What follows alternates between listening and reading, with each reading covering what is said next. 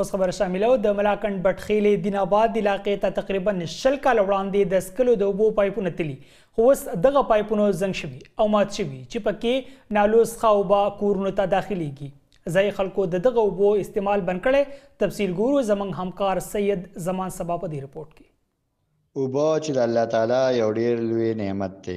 او د دې نه بغیر ژوند ممکن نه دی د ملکن بټخیلې دین آباد علاقې ته تقریبا 20 کال وړاندې د سکلو د صفا اوبو پیپونه خواره شوي وو چې د وخت تېرېدو سره ځای په ځای زنګ ونیول او مات شول چې پکې اوس د کلي د نالو ګنده اوبه داخليږي چې له وجې خلک د زیړي او د خېټې په مختلف ناروغو کې اخته کیږي کله چې د اوبو ذایقه نور هم تروا او ترخه شوه نو د کلي خلکو دغه اوبو استعمال بند کړو چې له وجې د ټول کلي اوسیدونکي د سکلو د پاکو اوبو د نعمت نه محروم شول بل اړخ ته ټیمې او پبلک هیلث محکمې هم سترګې پټې کړې دي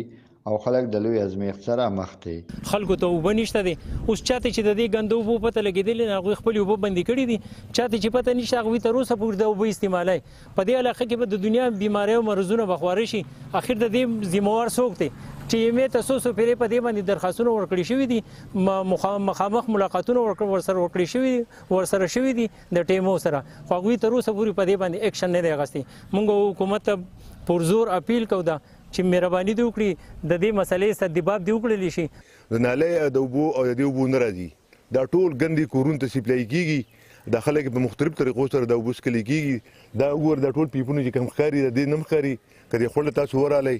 دا اوبه ټولې بهیږي هسې ځای کېږي صحیح خو د انسانانو په خیر باندې نه راځي مهرباني وکړئ زموږ دې خبرې غور وکړئ او دا به ډېر دا ټول اورنۍ خبره دا ده چې دا د اوبه ټیک شي خلک په منځونه کوي اودسونه کوي هغه هم ځای کېږي او د خلکو ثواب خو نه کېږي په بېلو اوبو سړی اودس کوي به څه قبول شي نو موږ مهرباني وکړئ چې د دې کار غور رالو وکړئ د علاقې اوسیدونکي د لرې علاقو نه په اوبو راوړو مجبور دي او وایي چې حکومت یې زر تر زره په پوري توګه علاقې ته د اوبو غټ پیپ بدل کړي چې د خلکو ژوند کې اسانۍ راشي سید زمان سبا هم پښتو ون نیوز بټخیله ملکن